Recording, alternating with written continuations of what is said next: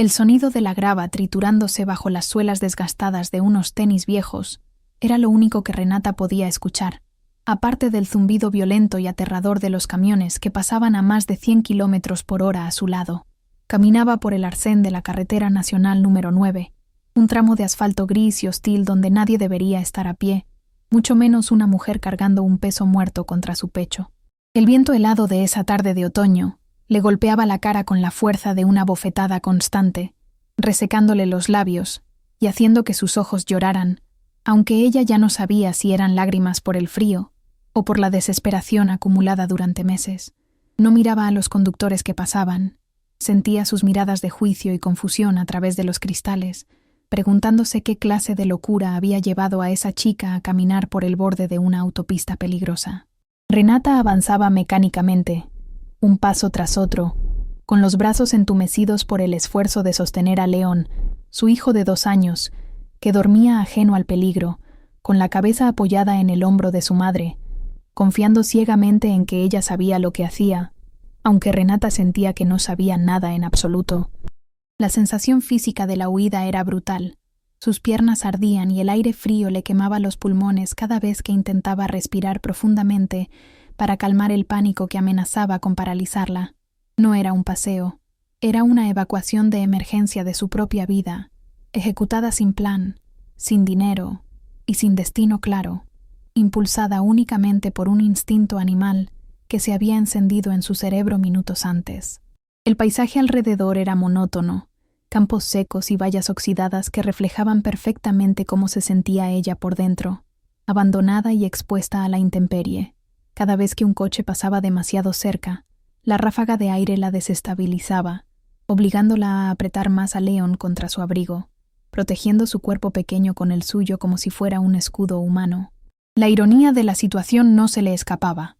Ella, que siempre había sido la mujer precavida, la bibliotecaria organizada que clasificaba cada aspecto de su existencia por orden alfabético, ahora era una mancha borrosa en el costado de una carretera, huyendo como una criminal de un hogar que todos consideraban perfecto. Renata Tomaszewska no siempre había sido esa figura temblorosa que caminaba por la cuneta. Hubo un tiempo en que era dueña de su mente y de sus decisiones, una mujer elocuente y capaz que gestionaba archivos complejos y presupuestos municipales. Sin embargo, en los últimos 2 años, esa identidad se había erosionado hasta casi desaparecer, reemplazada por una versión de sí misma que pedía disculpas por existir y que dudaba de su propia memoria. Caminaba con la cabeza baja, intentando ignorar el dolor en los hombros, mientras las voces de su marido, Camil, y de su suegra, Janina, resonaban en su cabeza como un disco rayado que repetía siempre las mismas sentencias condenatorias. Le habían dicho tantas veces que era inestable, que sus hormonas la dominaban y que no era capaz de manejar la realidad, que ella había terminado por creerlo, aceptando su diagnóstico casero como una verdad absoluta. Caminar por esa carretera parecía confirmar la narrativa de ellos. Solo una loca pondría a su hijo en peligro de esa manera, se decía a sí misma, luchando contra la inmensa culpa que la acompañaba en cada paso sobre la grava sucia. La realidad de su situación era mucho más siniestra que una simple crisis nerviosa, pero en ese momento, con el frío calándole los huesos, Renata no podía ver el panorama completo. Solo sentía la necesidad imperiosa de alejarse de la casa grande y fría, donde su alma se estaba muriendo poco a poco. La manipulación había sido tan lenta y constante que ella no se había dado cuenta de cuándo había dejado de ser una esposa y madre para convertirse en una paciente psiquiátrica dentro de su propio hogar. Le habían quitado la autonomía financiera bajo la excusa de no preocuparla con números. Le habían restringido las salidas argumentando que se veía demasiado cansada y poco a poco la habían aislado de sus amigos y familiares hasta que su mundo se redujo a las 4 paredes de una mansión que odiaba. Ahora, caminando hacia la nada, sentía que estaba cometiendo el error final, la prueba definitiva que Janina usaría para quitarle la custodia de León. Pero el terror de quedarse un minuto más en esa casa había superado al miedo de perderlo todo en un tribunal. De repente, unas luces azules y rojas comenzaron a destellar detrás de ella, reflejándose en el asfalto mojado y rompiendo la monotonía gris de la tarde con su urgencia visual. El sonido de una sirena corta, un wup wup autoritario, hizo que se le helara la sangre. no porque pensara que estaba a salvo, sino porque su mente condicionada inmediatamente asumió que venían a buscarla para castigarla. Su primer pensamiento no fue de alivio, sino de terror absoluto. Pensó que Camille había llamado a la policía para reportar que su esposa, desequilibrada, había secuestrado a su hijo. Renata se detuvo en seco, girándose lentamente hacia el coche patrulla, que disminuía la velocidad hasta detenerse en el arcén unos metros detrás de ella, levantando una nube de polvo y gravilla. Apretó a León con más fuerza, despertándolo levemente, y se preparó para ser reprendida, para ser tratada como una niña traviesa que se había escapado del jardín, lista para agachar la cabeza y aceptar cualquier regaño que viniera de la autoridad. Pero cuando la puerta del conductor se abrió, la figura que emergió no fue la de un oficial desconocido y agresivo listo para esposarla, sino una silueta que su corazón reconoció antes que sus ojos. Era el comandante Marek, su padre, un hombre que había dedicado 30 años de su vida a la fuerza policial y que jamás había mostrado miedo en el cumplimiento de su deber. Sin embargo, en ese instante, al ver a su hija parada en el borde de una carretera nacional, con el cabello revuelto por el viento y abrazada a su nieto como si fuera un náufrago a una tabla, su postura se desmoronó. Renata vio cómo la máscara de autoridad de su padre se rompía en 1000 pedazos, revelando un pánico crudo y humano que nunca antes había presenciado en él. El hombre corrió hacia ella, ignorando el protocolo, ignorando el tráfico que pasaba zumbando, con los ojos fijos en la imagen desoladora de su única hija convertida en una vagabunda en su propia ciudad. Marek llegó hasta ella jadeando, con el rostro pálido y las manos temblando visiblemente mientras intentaba evaluar si estaban heridos, tocando los brazos de Renata y la cabecita de León con una desesperación palpable. No había en él ni rastro del oficial severo que imponía respeto en la comisaría. Solo había un padre aterrorizado que acababa de encontrar a su niña en el peor escenario posible. «¿Renata? ¡Por Dios santo, Renata!», exclamó con la voz quebrada, quitándose su propia chaqueta de servicio para envolverla alrededor de los hombros de ella y del niño, tratando de cubrir la fragilidad que tenían expuesta al mundo. La calidez de la chaqueta, con su olor familiar a tabaco y detergente, fue el primer contacto real que Renata sintió en horas, y casi hizo que sus piernas cedieran por completo bajo el peso de la emoción contenida. Ella no pudo hablar al principio. Su garganta estaba cerrada por el nudo del llanto que no se permitía soltar. Simplemente lo miró con ojos grandes y vacíos, esperando que él le dijera qué hacer a continuación. La pregunta que formuló su padre fue simple, lógica y cargada de una confusión genuina que cortó el aire tenso entre los dos. «¿Qué haces aquí, hija? ¿Por qué no fuiste en coche? ¿Por qué no me llamaste?» Marek sabía que Renata tenía un coche, un sedán fiable que él mismo le había ayudado a elegir años atrás, y no podía concebir ninguna razón lógica para que ella estuviera caminando kilómetros por una carretera peligrosa en lugar de conducir. La mente de un policía busca hechos y razones, pero la escena que tenía delante carecía de cualquier lógica aparente. Él sostenía los hombros de ella, buscando una respuesta en sus ojos, tratando de entender si el coche se había averiado, si había tenido un accidente, o si algo mucho más grave había sucedido para dejarla en esa situación de vulnerabilidad extrema. La respuesta de Renata salió de su boca de forma automática, programada por meses de repetición y sumisión, revelando sin querer la profundidad del abismo en el que vivía. «Janina me quitó las llaves hace meses, papá», susurró ella, bajando la mirada avergonzada, como si confesar eso fuera admitir un fracaso personal. «Camille dice que no sirvo para conducir, que me pongo nerviosa y que podría matar a León si me pongo al volante, que es mejor que me quede en casa». Las palabras flotaron en el aire frío, pesadas y tóxicas. Al pronunciarlas en voz alta frente a alguien que no era parte de la dinámica enferma de su casa, Renata sintió un chispazo de extrañeza, dándose cuenta por primera vez de lo absurdo que sonaba aquello. No había tenido una multa en 10 años, jamás había chocado, y sin embargo, había aceptado la prohibición como si fuera una ley divina, entregando su libertad a cambio de una paz doméstica que nunca llegaba. Ese fue el momento exacto en que la barrera del silencio se rompió, no con un grito, sino con la comprensión horrorizada en los ojos de Marek. El padre se quedó inmóvil, procesando la información, y Renata vio cómo su expresión cambiaba de la preocupación al entendimiento, y luego a una furia fría y controlada. Él miró las zapatillas desgastadas de su hija, su ropa inadecuada para el clima, y entendió que lo que estaba viendo no era un accidente ni una crisis de salud mental, era el resultado de un cautiverio doméstico. La llevó suavemente hacia el coche patrulla, abrió la puerta trasera y la ayudó a entrar, asegurándose de que el calor de la calefacción la golpeara de inmediato. Al cerrar la puerta y aislarla del ruido de la carretera, Renata se sintió segura por primera vez en mucho tiempo, pero también sintió el peso de la verdad cayendo sobre ella. Su padre acababa de ver las grietas de su jaula dorada, y ya no había forma de volver a fingir que todo estaba bien.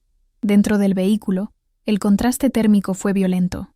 La calefacción estaba encendida al máximo, y el aire caliente golpeó el rostro entumecido de Renata, provocando un hormigueo doloroso en sus mejillas y en la punta de sus dedos. Sin embargo, a pesar de que la temperatura física comenzaba a subir, ella sentía un frío interno que ninguna estufa podría disipar, un escalofrío que nacía en la boca del estómago y se extendía por su columna vertebral al darse cuenta de la magnitud de lo que acababa de ocurrir.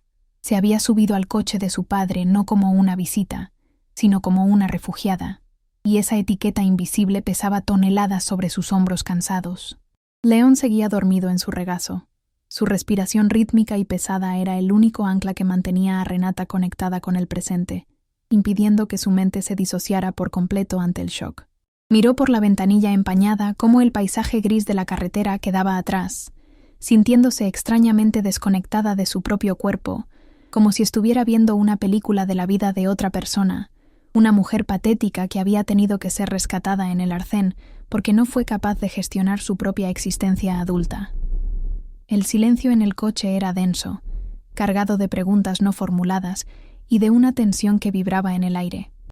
Marek conducía con las manos apretadas sobre el volante, los nudillos blancos por la fuerza con la que agarraba el cuero, y sus ojos se movían constantemente entre la carretera y el espejo retrovisor para vigilar a su hija. Renata podía sentir la furia contenida de su padre, no dirigida hacia ella, sino hacia la situación, una rabia paternal primitiva que llenaba la cabina. Ella intentó acomodarse en el asiento, pero cada movimiento le recordaba el dolor físico de la caminata. Tenía ampollas en los talones y los músculos de las piernas le temblaban por el esfuerzo excesivo. Se sintió pequeña, avergonzada y estúpida, una sensación familiar que había sido su compañera constante durante los últimos 2 años viviendo con Camille y Janina. La vergüenza de haber sido encontrada así era casi peor que el miedo que la había impulsado a huir, y tuvo que morderse el labio inferior para contener un sollozo que amenazaba con escapar y romper la frágil calma del momento. «No es solo el coche, papá», dijo Renata de repente, su voz sonando ronca y ajena en el silencio del vehículo, rompiendo la presa que contenía su verdad. «No tengo dinero, ni un centavo. Intenté comprarle un jugo a León en la gasolinera hace 3 kilómetros y la tarjeta fue rechazada. Otra vez. La confesión salió atropellada, vomitada con una mezcla de humillación y alivio. Marek no dijo nada, solo endureció la mandíbula, indicándole que continuara.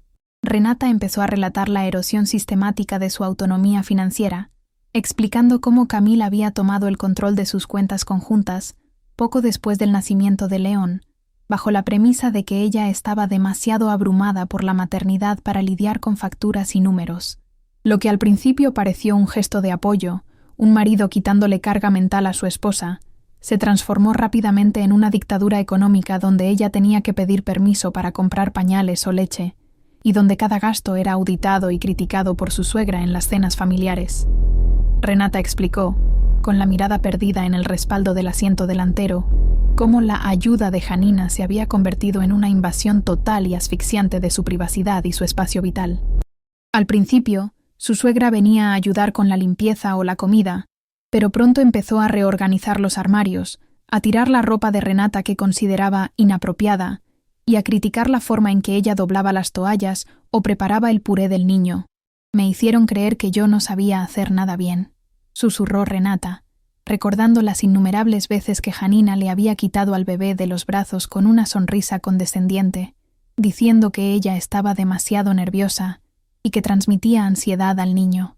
Poco a poco, Renata había dejado de intentar hacer las cosas, paralizada por el miedo a la crítica constante, cediendo terreno hasta convertirse en una invitada inútil en su propia casa, pidiendo perdón por ocupar espacio, y respirar el aire de aquella mansión impecable. La manipulación no se detuvo en las tareas domésticas. Se filtró en su mente como un veneno lento e inodoro, haciéndole cuestionar su propia cordura y percepción de la realidad. Renata le contó a su padre sobre las lagunas mentales que Camille insistía que ella tenía, momentos en los que supuestamente ella decía cosas que no recordaba o perdía objetos importantes. Ellos escondían mis cosas, papá. Estoy segura ahora, dijo con un temblor de ira en la voz. Las llaves, mi billetera, documentos importantes, desaparecían y luego aparecían en lugares obvios, y ellos me miraban con pena, diciendo que mi memoria estaba fallando, que necesitaba descansar más, que tal vez necesitaba medicación. Esa táctica, ese gaslighting constante, la había llevado a dudar de su propio cerebro, convenciéndose de que estaba perdiendo la razón, tal como ellos decían. Había llegado al punto de anotar todo en cuadernos para tener pruebas de su propia vida, pero incluso esos cuadernos desaparecían o eran movidos del lugar. El aislamiento social fue la siguiente capa de la prisión que construyeron a su alrededor. Renata relató cómo sus amigas dejaron de llamar porque Camille les decía que ella no se sentía bien o que estaba durmiendo, filtrando sus comunicaciones hasta que el teléfono dejó de sonar. Me decía que revisaba mis mensajes para protegerme del estrés, contó ella, sintiendo ahora lo absurdo y violento de esa afirmación. Le habían quitado su red de apoyo ladrillo a ladrillo, dejándola sola con sus carceleros, quienes se alternaban entre la crueldad sutil y el cariño manipulador, manteniéndola en un estado constante de desequilibrio emocional. Si intentaba rebelarse, le decían que estaba histérica. Si lloraba, le decían que estaba deprimida. Si callaba, le decían que estaba ausente. No había forma de ganar, no había forma de ser correcta. Era un juego amañado, diseñado para destruirla y convertirla en un ser dócil y dependiente. Marek escuchaba todo esto en silencio, conduciendo con una precisión militar, pero Renata podía ver cómo sus ojos se llenaban de lágrimas de impotencia y rabia contenida. Para él, escuchar que su hija, una mujer brillante que había gestionado una biblioteca entera, había sido reducida a esto, era una tortura. Es como la historia de la rana en el agua hirviendo, hija, dijo Marek finalmente, con una voz grave que resonó en el pecho de Renata. Si la tiras al agua hirviendo, salta, pero si la pones en agua tibia y subes el fuego poco a poco, se queda ahí hasta que muere cocida sin darse cuenta. Esa metáfora golpeó a Renata con la fuerza de una revelación física. Eso era exactamente lo que le había pasado. La temperatura había subido grado a grado. Un comentario hiriente aquí, una tarjeta cancelada allá, una llave confiscada después, hasta que se encontró hirviendo viva, incapaz de saltar hasta ese mismo día. La humillación de la situación comenzó a transformarse en algo diferente dentro del coche. Una claridad dolorosa pero necesaria. Renata se dio cuenta de que no estaba loca. Estaba reaccionando de manera normal a un entorno anormal y abusivo. La protección de Camille no era amor, era control. La preocupación de Janina no era familiaridad, era dominio. Al verbalizarlo todo frente a su padre, las piezas del rompecabezas encajaron con un chasquido audible en su mente. No era torpe, no era tonta, no era peligrosa para su hijo. Había sido programada para creerse todo eso. Miró sus manos, rojas por el frío y sucias, y por primera vez en años, no vio las manos de una inútil, sino las manos de una sobreviviente que había logrado sacar a su hijo del infierno antes de que fuera demasiado tarde. La culpa empezó a ceder espacio a una indignación fría, una brasa que comenzaba a arder bajo las cenizas de su autoestima. El coche disminuyó la velocidad, pero Renata se dio cuenta de que no estaban yendo hacia la comisaría ni hacia la casa de su padre. Marek había tomado una salida diferente, una que retornaba hacia la zona residencial de clase alta donde vivía ella. El pánico volvió a surgir en su garganta por un instante. ¿A dónde vamos, papá? No puedo volver allí. Por favor, no me lleves de vuelta, suplicó, agarrando el brazo de su padre con desesperación.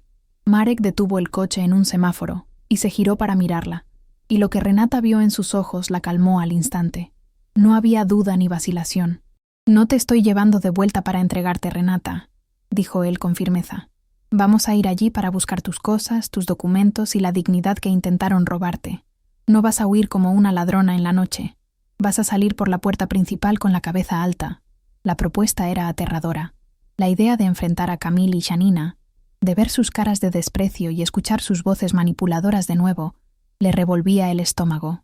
Pero al mirar a su padre, vio la seguridad que ella misma había perdido. Él no iba a permitir que le hicieran daño. Marek no iba como abuelo ni como suegro. Iba como la autoridad moral y legal que venía a poner fin a un crimen. Renata respiró hondo, sintiendo el miedo mezclarse con una nueva sensación desconocida, la posibilidad de justicia. Apretó a Leon contra su pecho una vez más, besando su frente sudorosa. «Solo una hora», pensó ella. «Tengo que ser valiente solo una hora más». Asintió levemente a su padre, aceptando el desafío.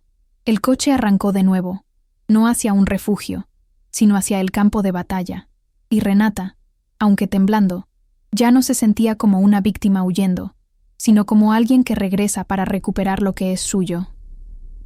El coche giró hacia la entrada del barrio residencial exclusivo, un laberinto de setos perfectamente recortados y calles silenciosas donde la suciedad de la vida real parecía estar prohibida por estatutos municipales. Para Renata, ver aquellas casas inmaculadas fue como sentir un puño apretándose alrededor de su garganta. Cada fachada perfecta escondía secretos que los vecinos decidían ignorar educadamente. Su padre redujo la velocidad, apagando las luces de emergencia para no alertar a nadie antes de tiempo, moviéndose con el sigilo de un depredador que se acerca a su presa. Renata sentía que el estómago se le revolvía con una mezcla de náuseas y adrenalina. Su cuerpo recordaba el trauma de vivir allí, reaccionando con temblores involuntarios ante la mera visión de los tejados de pizarra y los jardines de diseño. Era el escenario de su tortura psicológica, un lugar que por fuera gritaba éxito y felicidad familiar, pero que por dentro olía a miedo y control. León se removió en el asiento trasero, despertando con un quejido suave, lo que obligó a Renata a centrarse de nuevo. No podía permitirse colapsar ahora, no cuando estaba tan cerca de cerrar este capítulo para siempre. Al llegar frente a la casa, la mansión se alzaba imponente con todas las luces encendidas, proyectando un brillo cálido y acogedor sobre el camino de entrada de adoquines. Era una imagen de postal, la jaula dorada en su máxima expresión, diseñada para impresionar a cualquiera que pasara por delante y ocultar la podredumbre que habitaba en sus cimientos.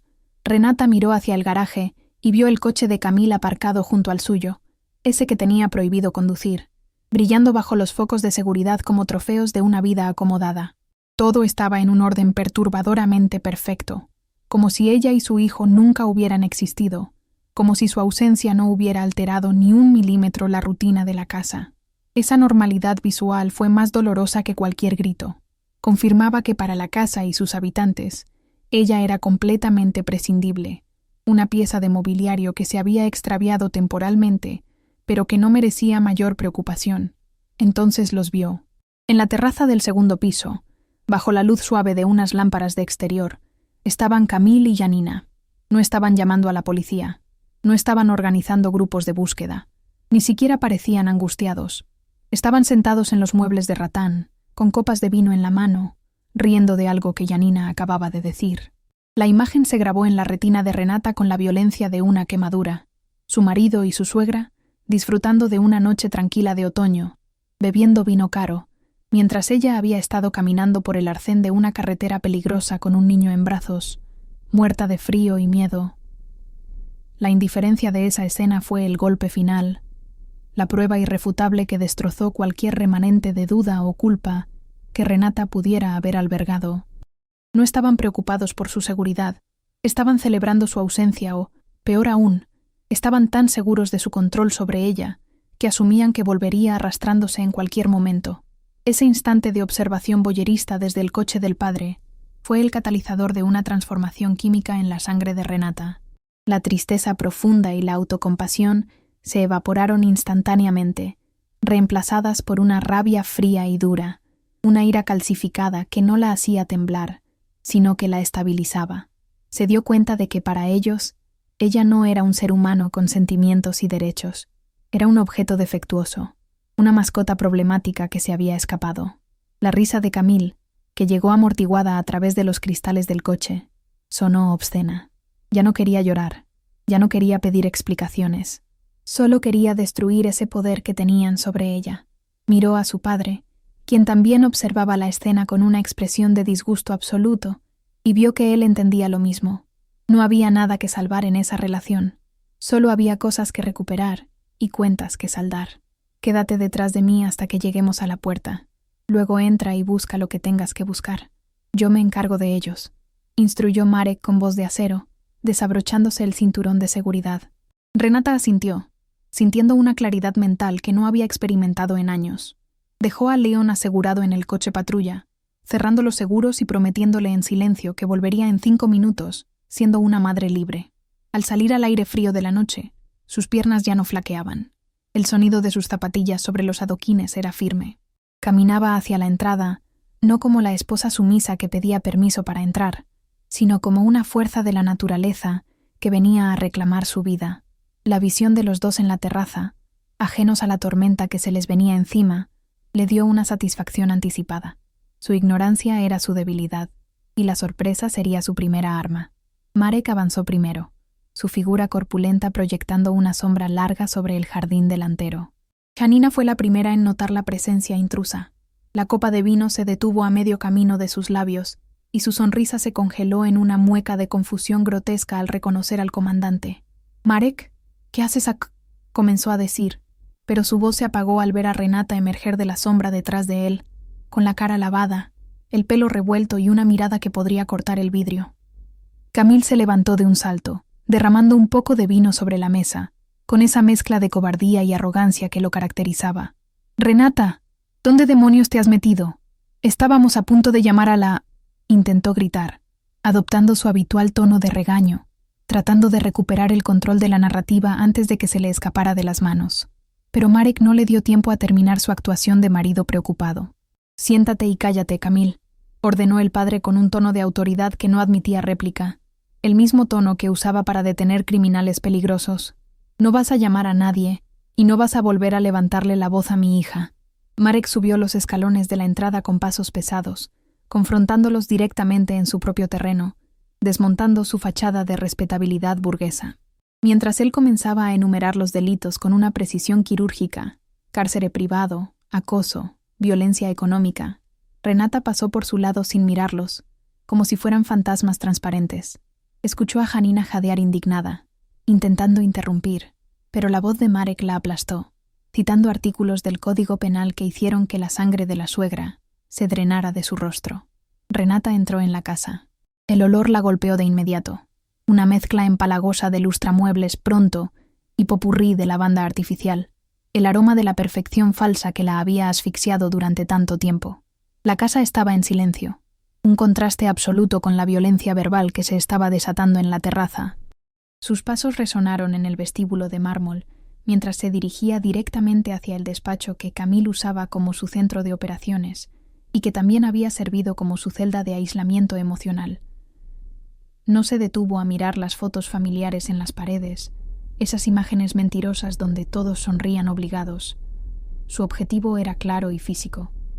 Sentía el corazón latiendo en su garganta, pero no era miedo, era la urgencia de la misión. Sabía exactamente a dónde ir, porque aunque ellos creían que la habían roto, la bibliotecaria observadora seguía viva dentro de ella. Entró en el despacho y cerró la puerta, silenciando parcialmente los gritos que venían de fuera. La habitación estaba oscura, iluminada solo por la luz de la calle que entraba por las persianas venecianas. Se dirigió al escritorio de caoba, ese mueble masivo que simbolizaba el poder de Camille sobre las finanzas de la familia. Abrió el tercer cajón de la derecha, el que tenía un fondo falso que ella había descubierto meses atrás mientras limpiaba, una tarea que se suponía que hacía para sentirse útil. Sus dedos temblaban ligeramente, no de debilidad, sino de anticipación. Levantó la tablilla de madera y allí estaba, la carpeta beige, un objeto simple, de cartón barato, pero que contenía más valor para ella que toda la mansión y los coches de lujo juntos. Agarró la carpeta y la apretó contra su pecho. Dentro no había dinero, había verdad. Durante los momentos en que la dejaban sola frente al ordenador, o cuando Camille dejaba documentos descuidados creyéndola incapaz de entenderlos, Renata había estado recopilando pruebas.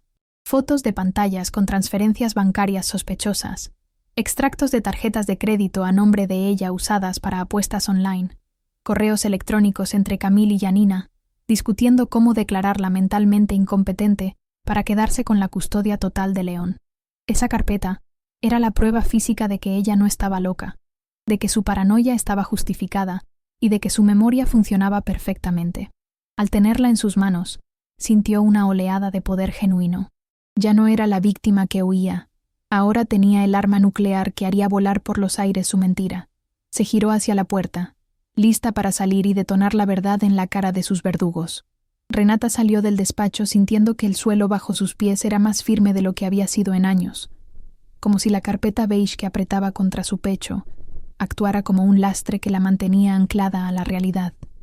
Al cruzar de nuevo el pasillo hacia la entrada, vio su reflejo fugaz en el espejo ornamentado del vestíbulo y por primera vez no apartó la mirada con vergüenza.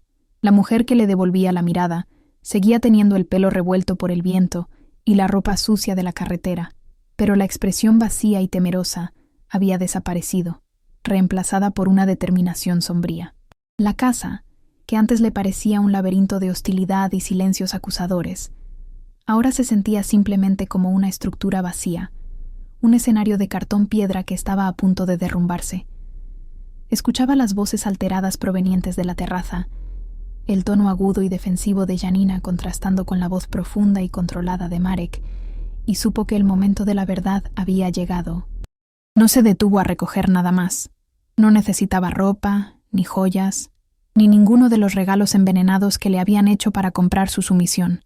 Solo necesitaba esa carpeta y salir de allí.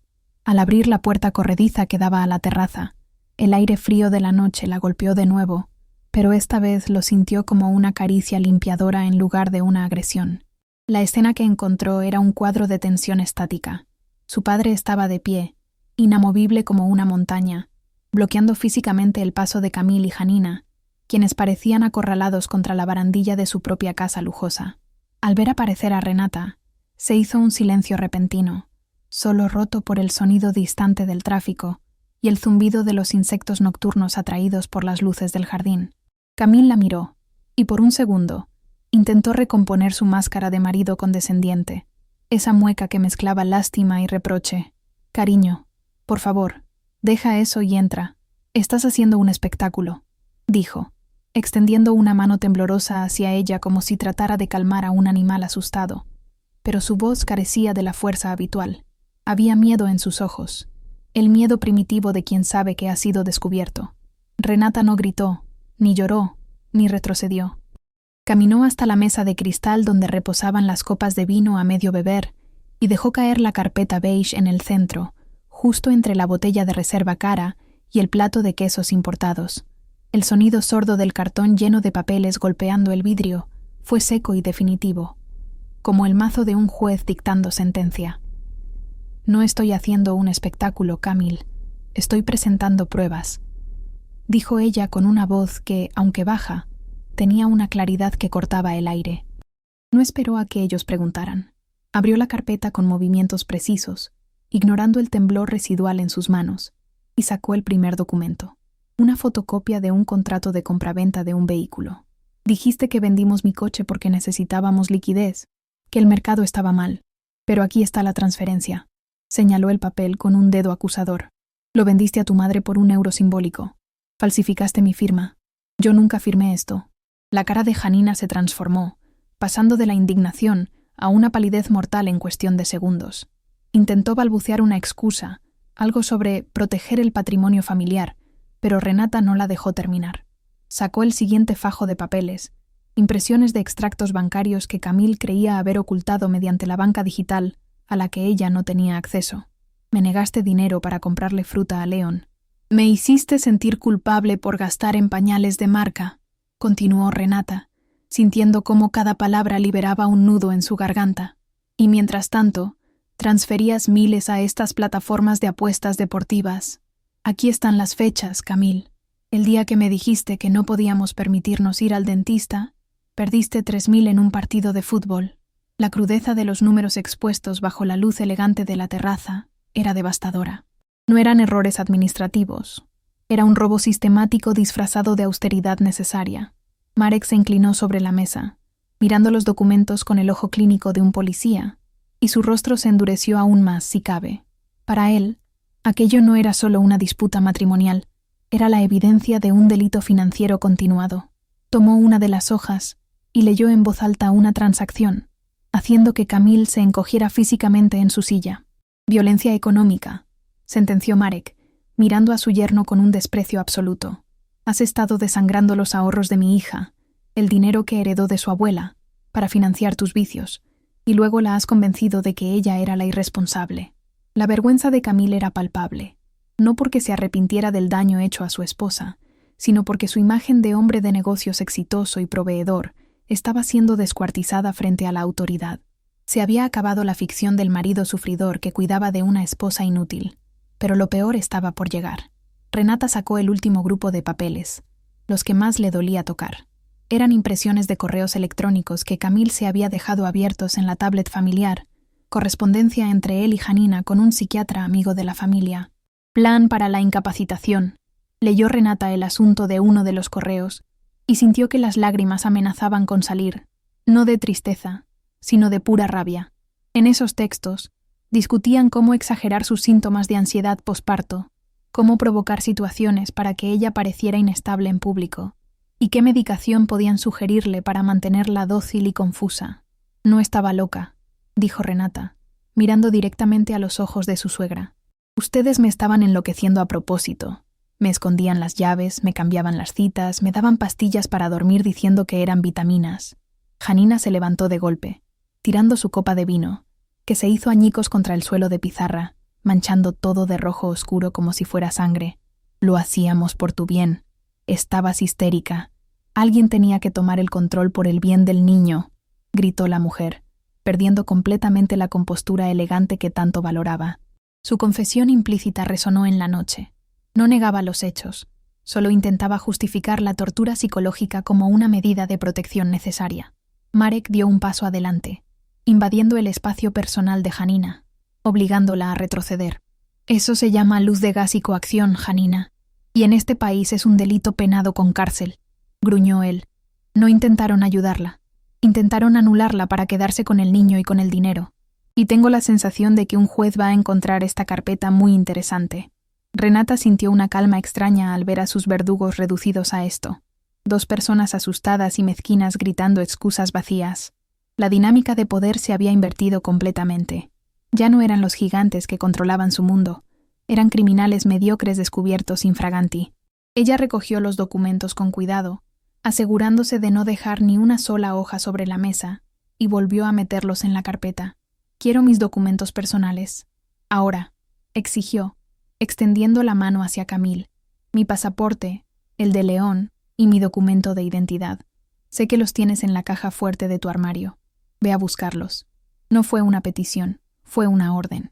Camille miró a su madre buscando apoyo, pero Janina estaba demasiado ocupada intentando limpiar la mancha de vino de su vestido, murmurando para sí misma, completamente derrotada. Camille se levantó lentamente, como un hombre anciano, y desapareció dentro de la casa sin decir una palabra. Los minutos que tardó en volver fueron tensos y silenciosos.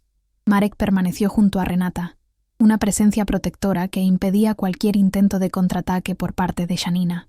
Renata miró el jardín, los setos perfectos, la piscina iluminada, y se dio cuenta de que nada de eso le importaba. Podían quedarse con la casa, con los muebles caros y con la apariencia de vida perfecta. Ella se llevaba lo único que importaba, su verdad y su hijo. Cuando Camille regresó y le entregó los pasaportes y las tarjetas de identificación, sus manos no se tocaron. Él dejó los documentos sobre la mesa, incapaz de mirarla a los ojos. Renata los verificó uno por uno, asegurándose de que todo estaba allí. «Vámonos, papá», dijo ella tomando la carpeta y los documentos. «Ya tengo lo que vine a buscar».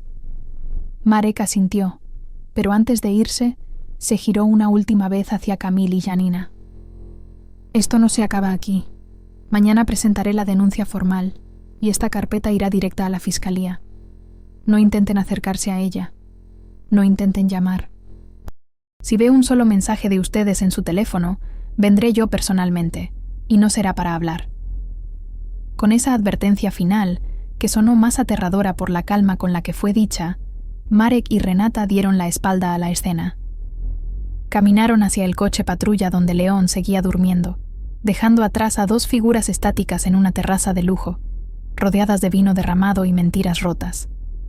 Renata no miró atrás ni una sola vez. El trayecto de regreso a la casa de su padre fue una experiencia sensorialmente opuesta a la ida. El silencio dentro del coche patrulla ya no estaba cargado de tensión eléctrica, sino de un agotamiento profundo y denso, similar al que se siente después de sobrevivir a un accidente grave. Renata miraba por la ventanilla cómo las luces de la ciudad se desdibujaban, pasando de las avenidas arboladas y perfectas de su antiguo barrio a las calles más modestas y vivas del distrito donde creció. Cada kilómetro que ponían entre ellos y la mansión de Camille se sentía como si le quitaran un chaleco de plomo del pecho, permitiéndole expandir los pulmones por completo por primera vez en años. Sin embargo, junto con el alivio venía el bajón de adrenalina. Sus manos empezaron a temblar incontrolablemente sobre la carpeta beige, y un frío interno la sacudió, no por la temperatura, sino por la reacción fisiológica de su sistema nervioso al dejar de estar en modo de supervivencia.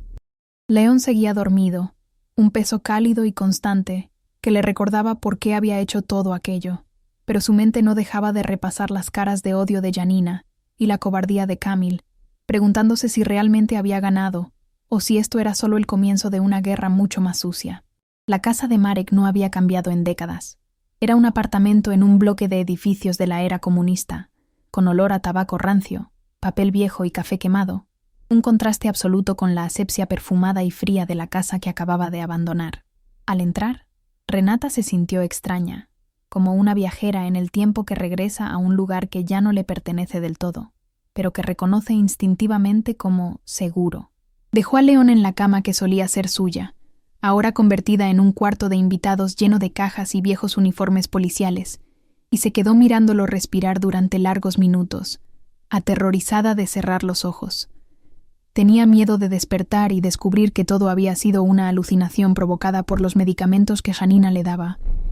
Miedo de encontrarse de nuevo en su cama de SDA con su marido controlando su respiración. Esa primera noche no durmió. Se sentó en una silla de madera en la cocina, con la luz apagada, vigilando la puerta de entrada, sobresaltándose con cada ruido del ascensor, con la carpeta de pruebas apretada bajo el brazo, como si fuera un escudo físico contra el mundo exterior. La mañana siguiente trajo consigo la cruda realidad de la burocracia, despojando la situación de cualquier romanticismo heroico que pudiera haber sentido la noche anterior. No hubo música triunfal, solo tazas de café soluble y la necesidad urgente de visitar a un abogado de familia antes de que Camille pudiera mover sus fichas. Marek, con los ojos rojos por la falta de sueño pero con la determinación intacta, la llevó al despacho de una vieja conocida, una abogada especializada en violencia doméstica que no se andaba con rodeos. Sentarse allí y tener que verbalizar su historia, poner en orden cronológico la humillación, el control financiero y la manipulación psicológica, fue devastador para Renata. Se sentía sucia al contarlo, estúpida por haber permitido que llegara tan lejos, por no haber visto las señales antes. La abogada escuchaba y tomaba notas rápidas, sin mostrar piedad ni lástima, solo buscando hechos legales procesables. «Esto no es solo un divorcio, Renata», dijo la mujer revisando los extractos bancarios de la carpeta. «Esto es un caso penal por coacción y apropiación indebida. Tienes pruebas de que falsificaron tu firma. Eso cambia todo el juego». La reacción de Camille y Janina no se hizo esperar. Antes del mediodía, el teléfono de Renata, que había encendido solo por consejo de su abogada para registrar intentos de contacto, comenzó a vibrar con mensajes que oscilaban entre la súplica patética y la amenaza velada. Primero llegaron textos de Camille pidiendo perdón, diciendo que podían arreglarlo, que ella estaba confundida y que él la amaba. Luego, cuando no hubo respuesta, el tono cambió radicalmente.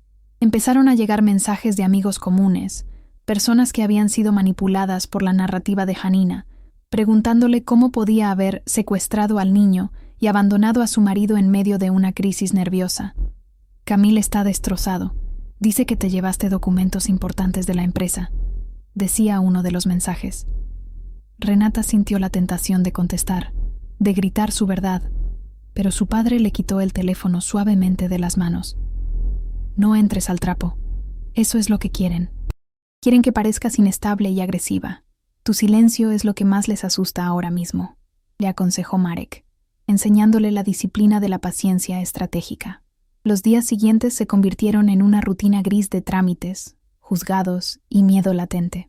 Renata solicitó una orden de alejamiento temporal y la custodia provisional de León, basándose en el riesgo de fuga y en la violencia económica demostrada. Fue en los pasillos de los juzgados donde realmente entendió la magnitud de lo que enfrentaba. Camille apareció con un equipo de abogados caros, vestido con su mejor traje, proyectando la imagen del empresario exitoso y preocupado por su esposa enferma. Verlo allí, tan compuesto y mentiroso, hizo que Renata dudara de sí misma por un segundo. El condicionamiento era profundo, y una voz en su cabeza le susurraba que quizás ella era la mala de la película. Pero entonces, su abogada sacó la carpeta beige.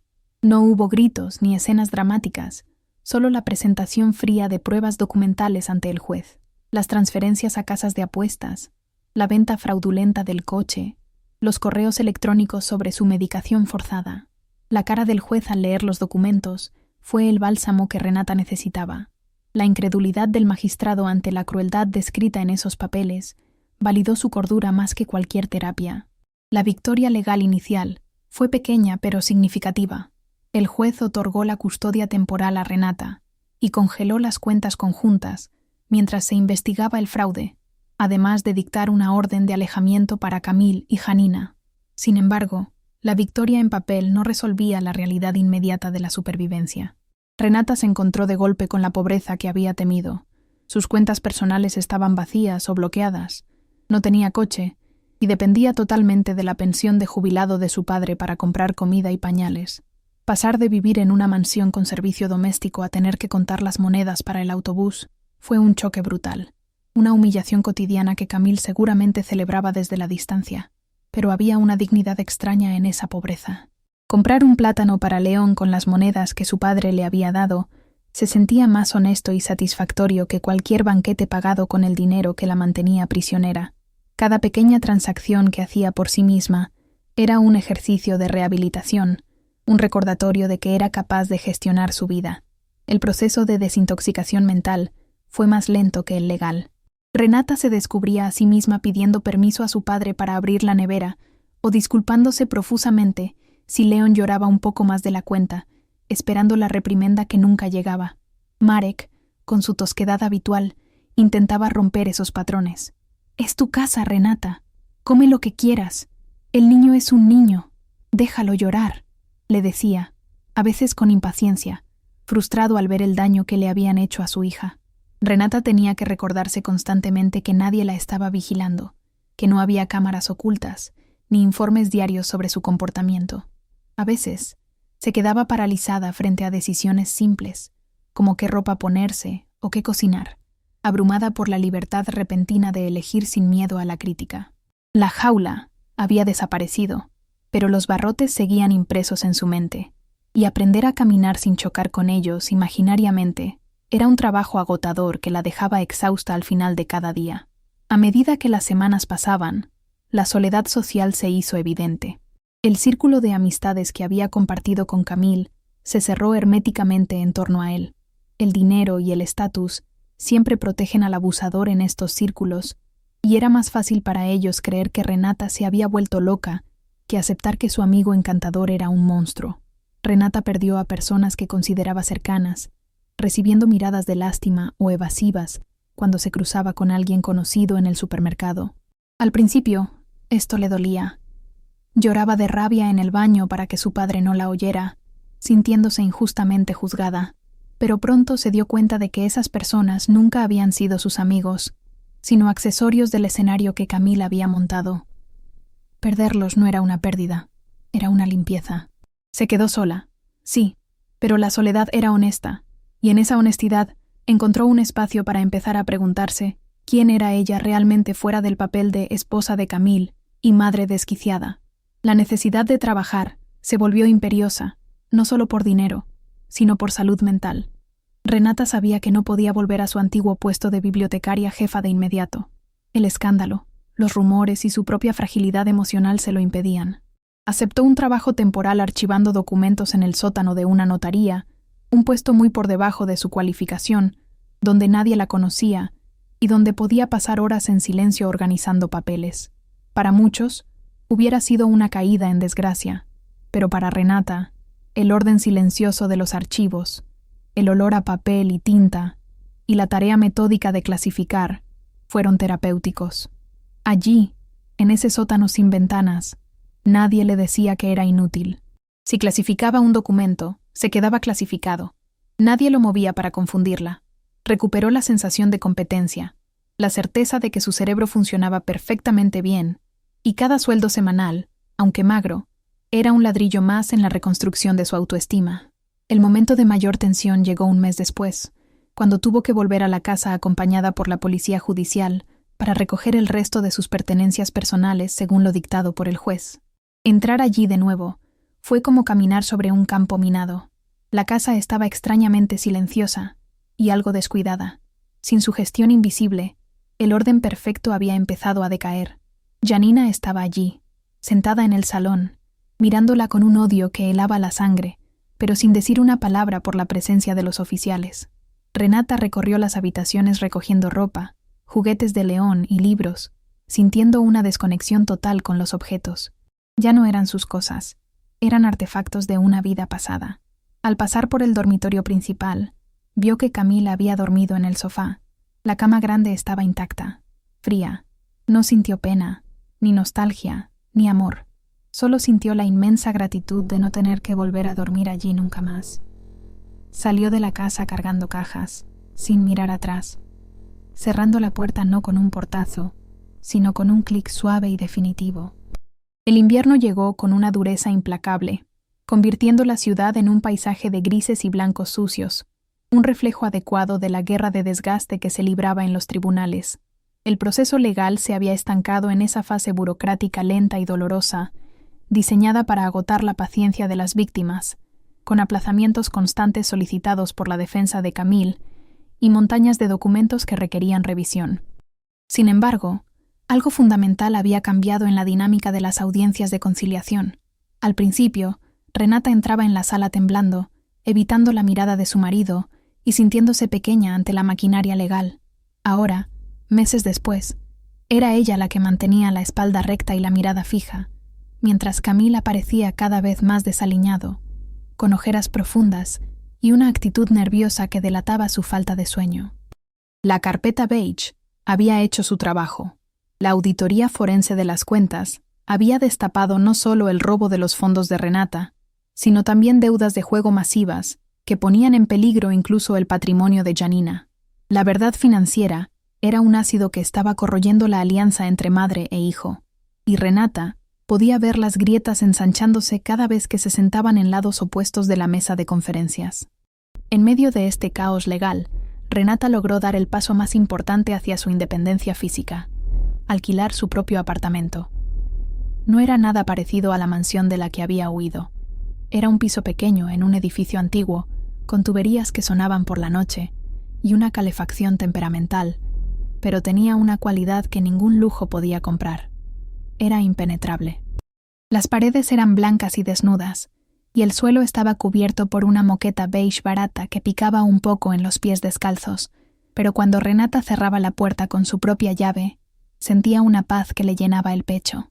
La primera noche que pasaron allí, durmiendo sobre colchones en el suelo porque aún no tenía muebles, comieron pizza directamente de la caja, riéndose de mancharse las manos con salsa de tomate. León corría por el salón vacío gritando de alegría, sin nadie que le mandara callar o le dijera que estaba molestando. Ese sonido, la risa sin restricciones de su hijo rebotando en las paredes baratas, fue la confirmación definitiva de que Renata había tomado la decisión correcta. La pobreza material era evidente, pero la riqueza emocional de ese espacio seguro era incalculable.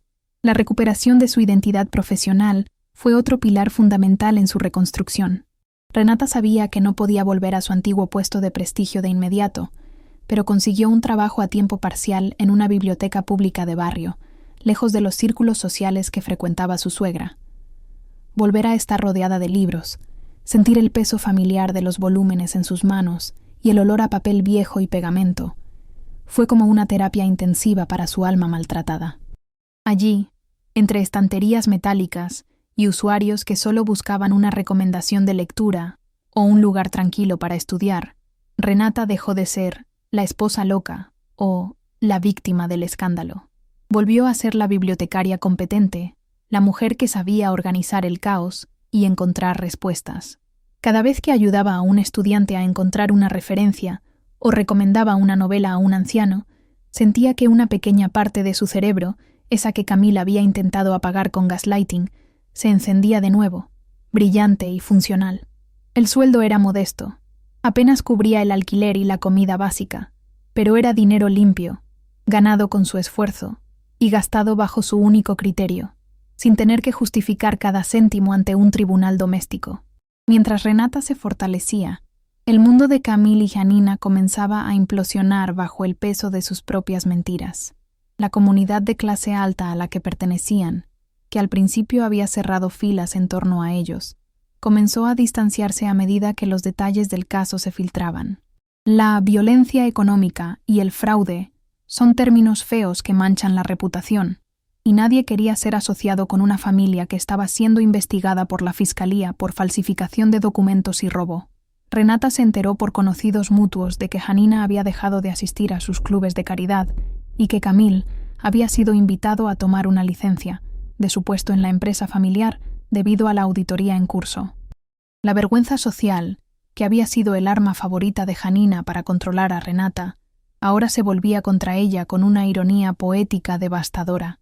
Ya no podían caminar con la cabeza alta. Se habían convertido en parias en su propio reino dorado, murmurados y señalados, perdiendo el estatus que valoraban más que a su propia familia. Hubo un momento específico que marcó el punto de inflexión en la recuperación de Renata, un incidente trivial que en otro tiempo la habría destruido. Una tarde, mientras hacía la compra en un supermercado barato de su nuevo barrio, se cruzó con una antigua amiga íntima de Janina, una mujer que meses atrás le había enviado mensajes crueles acusándola de ser una mala madre. La mujer se quedó paralizada junto a la sección de congelados, sin saber si saludar o huir. Renata, empujando su carrito con decisión, simplemente la miró a los ojos. Sostuvo la mirada durante 3 segundos interminables y luego siguió su camino sin decir una palabra, sin bajar la cabeza, sin sentir la necesidad de explicarse o defenderse. No sintió odio, ni siquiera desprecio, sintió una indiferencia absoluta. Esa mujer y su opinión ya no tenían poder sobre ella. Al llegar a la caja y pagar sus propios alimentos con su propia tarjeta de débito, Renata sintió una ligereza física, como si hubiera soltado el último lastre de su vida anterior. La relación con León floreció en la ausencia de tensión. El niño, que en la mansión era descrito como difícil, ansioso y propenso a berrinches por su padre y su abuela, se reveló como un niño normal, curioso y alegre. Sus supuestos problemas de comportamiento desaparecieron casi mágicamente al desaparecer el ambiente tóxico del hogar paterno. Renata se dio cuenta con horror y alivio de que los síntomas de su hijo no eran patológicos, sino reactivos. El niño absorbía el estrés y el miedo de su madre como una esponja.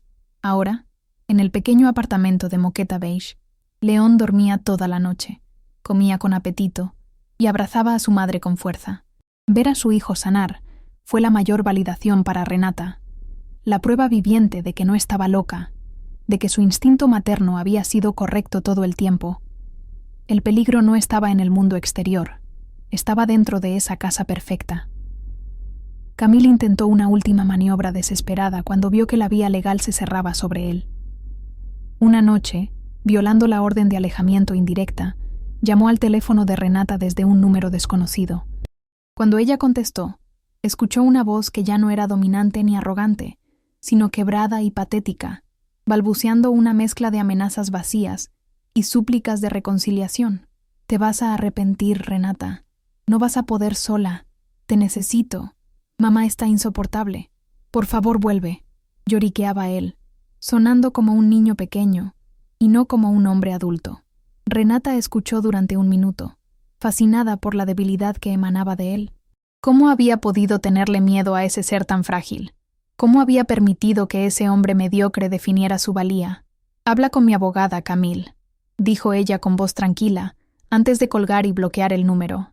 No le tembló la mano. No tuvo miedo de que viniera a buscarla. Sabía que él era un cobarde, que solo era fuerte cuando tenía a su víctima sometida y aislada. La investigación fiscal concluyó con resultados devastadores para la familia Tomaszewski.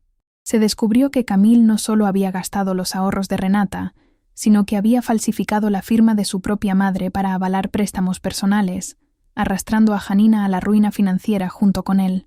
La jaula dorada estaba hipotecada hasta los cimientos. Cuando la noticia se hizo pública, la satisfacción de Renata no fue de alegría maliciosa, sino de justicia fría. Todo lo que le habían dicho que era culpa de ella, la falta de dinero, el estrés en la casa, era en realidad el resultado de la incompetencia y la adicción de Kamil. Janina, la gran matriarca controladora, había sido engañada por su propio hijo favorito, mientras estaba ocupada torturando a su nuera.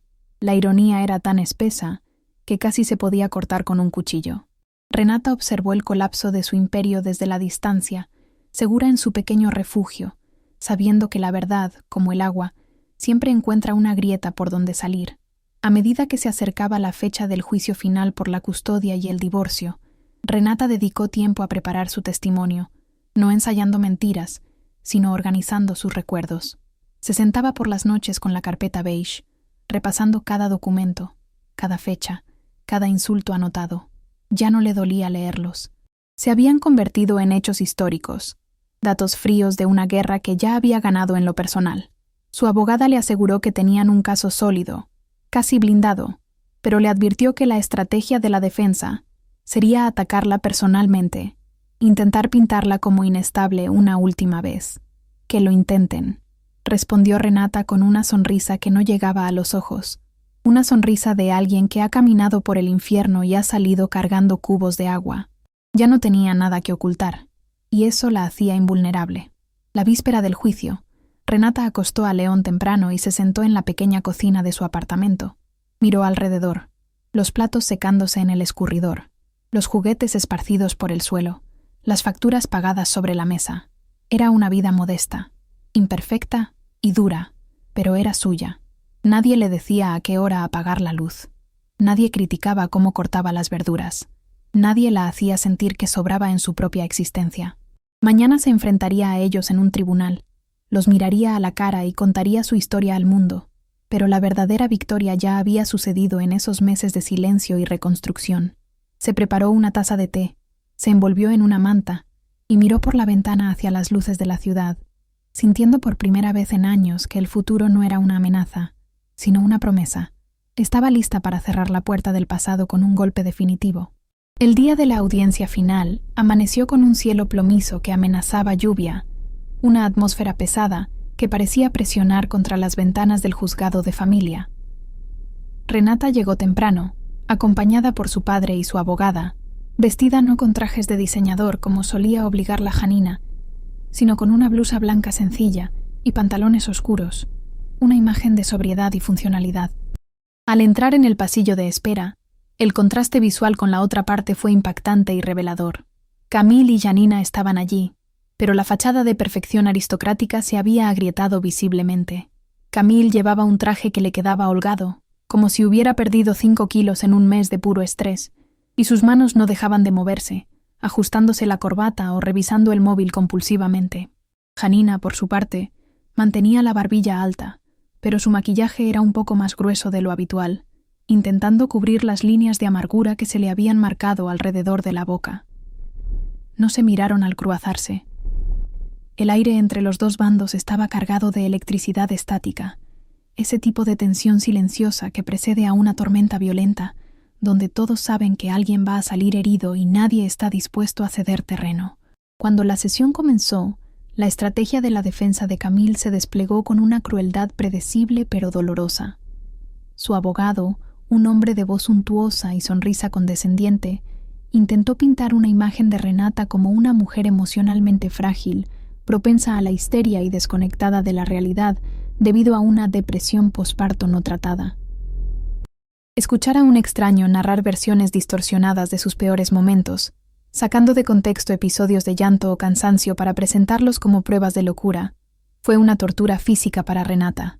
Sentía cómo las orejas le ardían y el corazón le golpeaba contra las costillas, queriendo gritar que era mentira, que ellos la habían empujado a ese estado.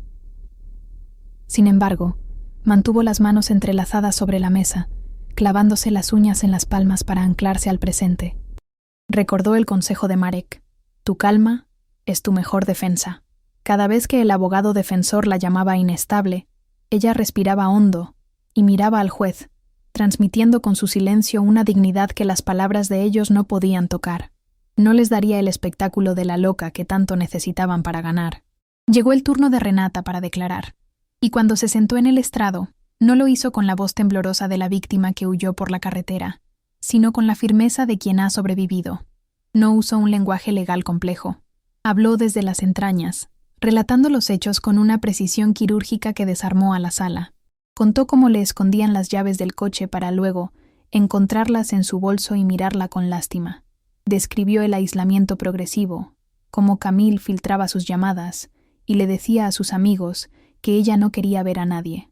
Relató la violencia de la sutileza, el control de la temperatura de la casa, la crítica constante a su forma de ser madre, la prohibición de manejar dinero.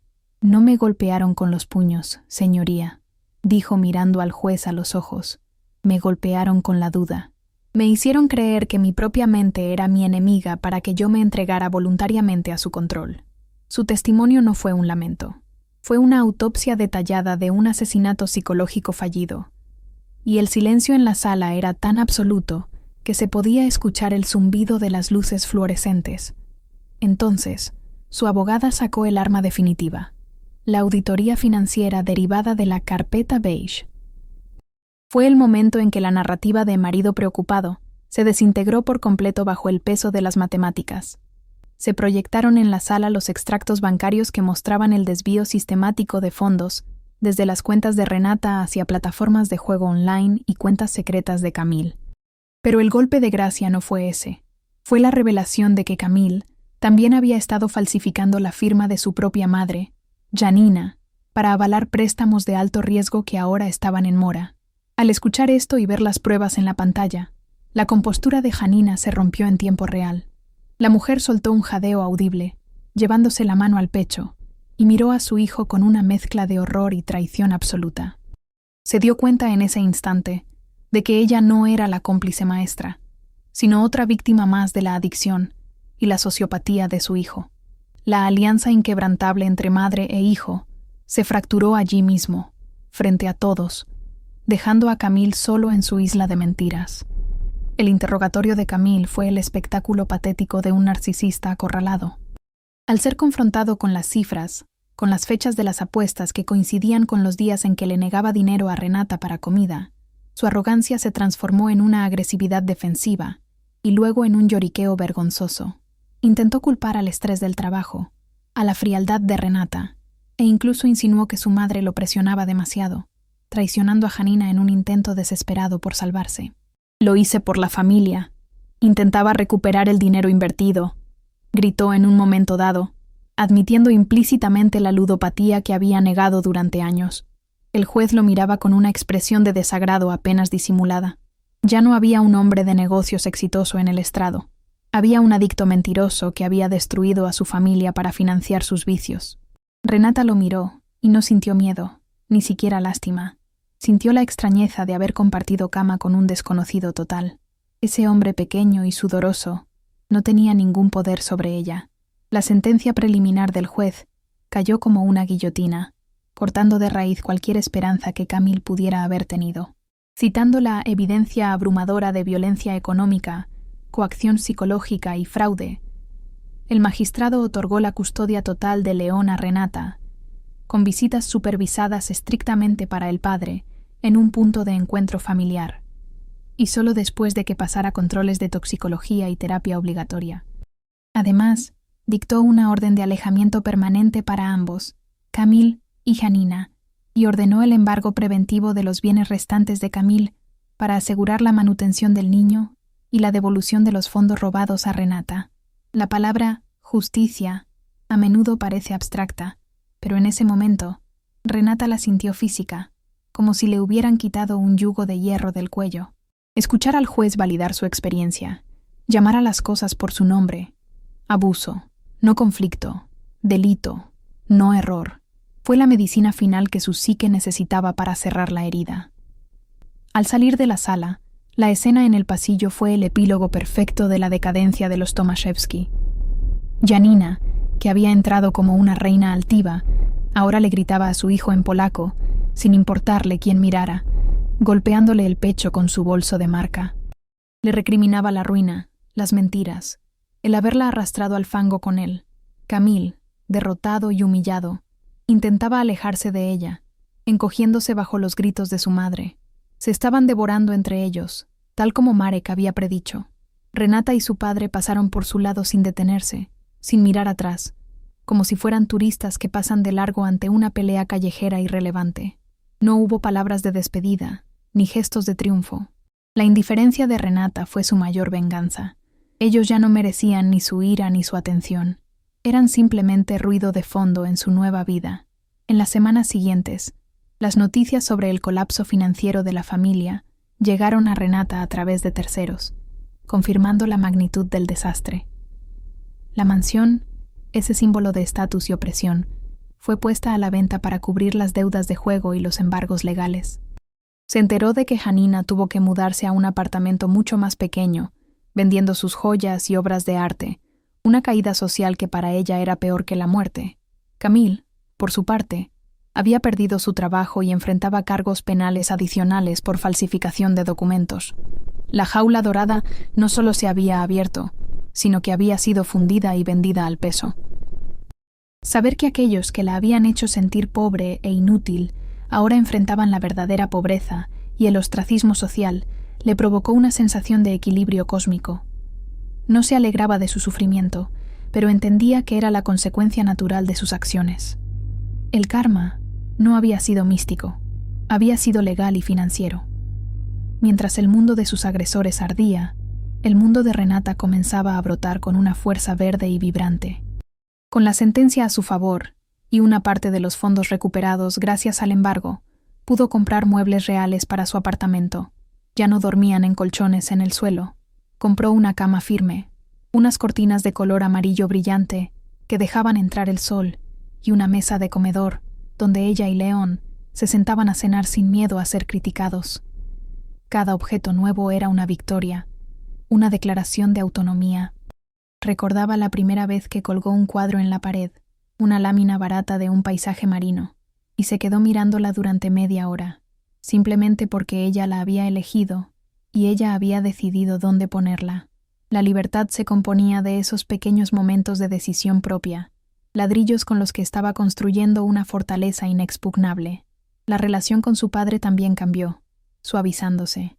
Marek dejó de ser el protector en guardia constante para volver a ser el abuelo que malcriaba a su nieto. Ver a su padre sentado en la alfombra barata, jugando a los coches con León y riéndose a carcajadas, le devolvió a Renata una parte de su infancia que creía perdida.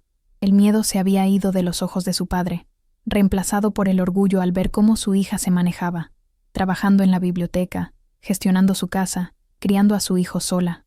Ya no era la niña rota que recogió en la carretera, era una mujer hecha y derecha, forjada en el fuego. Una tarde, mientras tomaban café en la cocina, Marek la miró y dijo simplemente: «Lo hiciste bien, hija, lo hiciste todo tú». Y por primera vez, Renata se lo creyó completamente. No había sido salvada por un príncipe, ni siquiera por su padre. Había sido salvada por su propia determinación de no dejarse morir. Han pasado 6 meses desde que el juez golpeó el mazo dictando sentencia, y la vida de Renata se ha asentado en una rutina que, vista desde fuera, podría parecer aburrida, pero que para ella es el paraíso terrenal. Vive en un apartamento de 2 habitaciones en la 3ª planta de un edificio sin ascensor, un lugar con paredes blancas y moqueta beige que nada tiene que ver con los lujos de su vida anterior. Sin embargo, la luz que entra por las ventanas por las mañanas se siente diferente. Es una luz limpia, sin filtros, que ilumina el polvo flotando en el aire sin que nadie la juzgue por no haber limpiado todavía. Ya no se despierta con el corazón acelerado, escaneando el ambiente para detectar el estado de ánimo de su marido o su suegra.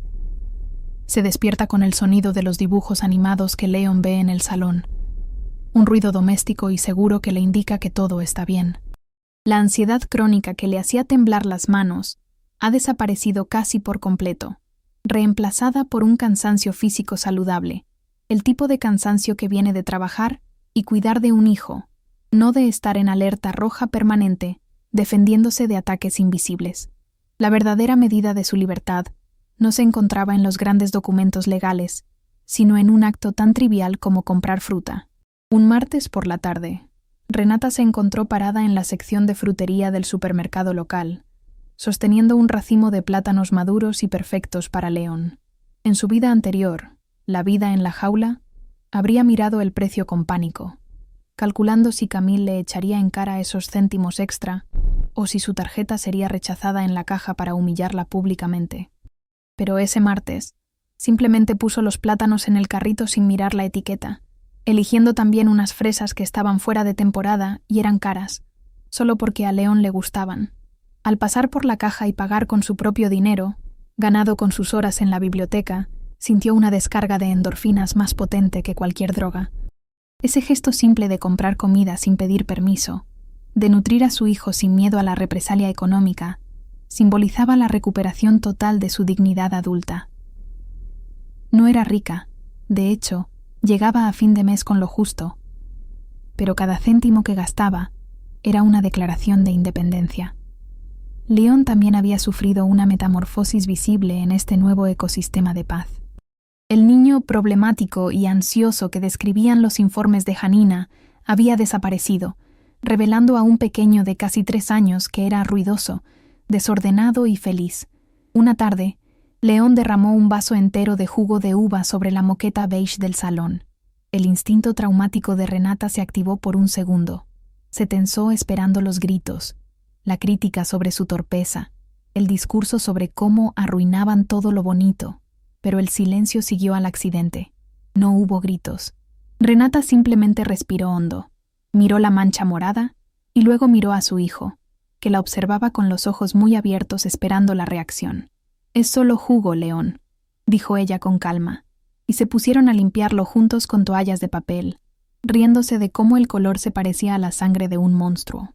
Esa mancha quedó allí, un poco visible a pesar de la limpieza, no como un error vergonzoso, sino como una medalla de honor, la prueba de que en esa casa se permitía vivir, se permitía fallar y se permitía ser imperfecto sin consecuencias catastróficas. La famosa carpeta beige, aquella que había sido su salvavidas y su arma nuclear durante los meses oscuros, ya no ocupaba el centro de su vida. Renata no la quemó ni la tiró, la guardó en el fondo del último cajón de su cómoda, debajo de unos jerseys de invierno que casi no usaba. A veces, cuando buscaba algo más, sus dedos rozaban el cartón áspero y sentía una punzada de recuerdo, pero ya no era dolor, era respeto. Esa carpeta contenía la evidencia de su cordura, los papeles que demostraban que ella tenía razón cuando todos le decían que estaba loca.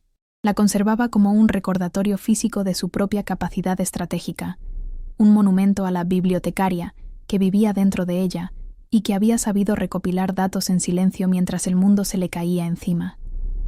Ya no necesitaba abrirla para validar su verdad, pero saber que estaba allí, quieta y silenciosa, le daba una seguridad profunda.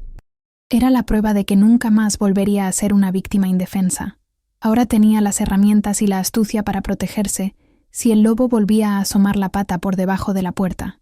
A veces, en la soledad de la noche, Renata pensaba en Camille y Janina, pero sus figuras se habían vuelto borrosas, como monstruos de una pesadilla que pierde fuerza con la luz del día. Sabía por rumores que la venta de la mansión había sido un desastre, mal vendida para cubrir deudas urgentes, y que vivían en una realidad mucho más modesta y llena de recriminaciones mutuas. No sentía el impulso de ir a verlos, ni de regodearse en su caída. Le resultaban indiferentes, casi patéticos en su irrelevancia. Se dio cuenta de que el odio es un sentimiento que todavía te ata a la persona que te hirió, y ella ya no quería estar atada a ellos ni siquiera por la rabia. La indiferencia era la verdadera libertad. Ellos eran el pasado, un capítulo cerrado y polvoriento en un libro que ella ya no leía.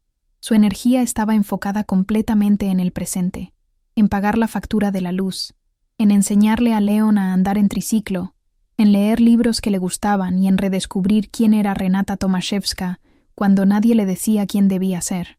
La soledad, que al principio le aterrorizaba, se convirtió en su compañera más leal y reconfortante. Descubrió el placer inmenso de sentarse en su sofá un viernes por la noche, con una copa de vino barato, que ella misma se había comprado y servido, y un libro, disfrutando del silencio absoluto de su hogar. Nadie le exigía atención, nadie criticaba su postura, nadie la manipulaba emocionalmente. Aprendió a querer su propia compañía, a escucharse pensar sin la interferencia del ruido estático del gaslighting. Se miraba en el espejo del baño y veía las líneas de expresión nuevas alrededor de sus ojos, marcas de estrés y de risa, y le gustaban. Ya no era la muñeca de porcelana perfecta que Janina quería exhibir en las cenas. Era una mujer real, con cicatrices y bordes afilados, sólida y completa. Entendió que no necesitaba una pareja para estar completa, que la narrativa de que una mujer necesita un hombre para estar segura era la mentira fundacional que la había metido en esa trampa en primer lugar. El concepto de la rana en el agua hirviendo, que su padre había usado aquel día en el coche, volvía a su mente a menudo, pero ahora con una conclusión diferente. Ella no había muerto hervida. Había sentido el calor, había entendido el peligro justo a tiempo, y había saltado con todas sus fuerzas, aunque eso significara quemarse las patas en el proceso. Las quemaduras estaban curando, convirtiéndose en piel más dura y resistente. A veces, cuando veía a otras mujeres en el parque o en la biblioteca, con esa mirada apagada y temerosa que ella conocía tan bien, sentía el impulso de decirles: «El agua está subiendo, salta», pero sabía que cada una tiene su tiempo y su proceso. Su victoria era haber roto el ciclo para ella y para León. Su hijo crecería viendo a una madre fuerte, independiente y feliz, no a una sombra sumisa. Esa era la mayor herencia que podía dejarle, mucho más valiosa que la herencia monetaria que Camille había despilfarrado en apuestas y mentiras. Una tarde de domingo, su padre vino a visitarla para arreglar un grifo que goteaba. Ver a Marek, con sus herramientas y su ropa de trabajo, tomando un café en su cocina pequeña, le trajo una sensación de cierre circular. Él ya no la miraba con preocupación desesperada, sino con un respeto tranquilo. Hablaban de cosas triviales: el clima, las noticias, el progreso de Leon en la guardería. En un momento de silencio cómodo, Marek señaló la pared recién pintada y dijo: «Has hecho un buen hogar aquí, hija». No hubo grandes discursos sobre el pasado, ni menciones a los años oscuros. Esa frase simple validaba todo su esfuerzo. Había construido un hogar desde los escombros, ladrillo a ladrillo, pagado con su sudor y su valentía. No era un palacio, pero era un castillo inexpugnable donde reinaban la verdad y el amor real, no el performativo. Renata sonrió, sirviéndole más café, sintiendo que por fin estaba exactamente donde debía estar. La última noche del relato, Renata termina de acostar a León. El niño duerme profundamente, abrazado a un peluche desgastado, con la respiración tranquila de quien se siente completamente seguro. Ella apaga la luz del cuarto y se dirige a la puerta de entrada para echar el cerrojo. El sonido metálico del pestillo al cerrarse, clac, resuena en el pasillo. Antes, ese sonido significaba encierro, significaba que no podía salir sin permiso. Ahora, significa protección, significa que el mundo exterior, con sus peligros y sus manipuladores, se queda fuera. Renata se apoya un momento en la puerta cerrada, cerrando los ojos y respirando el olor de su casa. Olor a limpieza, a cena recién hecha, a lavanda real y no a popurrí sintético. Siente una paz inmensa, sólida como una roca. Camina hacia la ventana del salón y mira hacia la calle. A lo lejos, las luces de la ciudad parpadean bajo la noche fría. Piensa en la carretera nacional número 9, en el viento helado, en el miedo que sentía caminando por el arcén. Parece que fue en otra vida, a otra persona. Esa mujer asustada murió en el arcén, para que esta mujer nueva pudiera nacer. Renata se abraza a sí misma, no por frío, sino por cariño propio. La jaula dorada no solo quedó atrás, se ha desintegrado en su memoria, convertida en polvo que el viento se llevó. Tiene las llaves de su casa, las llaves de su coche de segunda mano, y lo más importante, las llaves de su propia mente. Se da la vuelta, apaga la última lámpara y camina hacia su dormitorio, hacia un sueño profundo y sin pesadillas, sabiendo que mañana, pase lo que pase, será un día decidido únicamente por ella.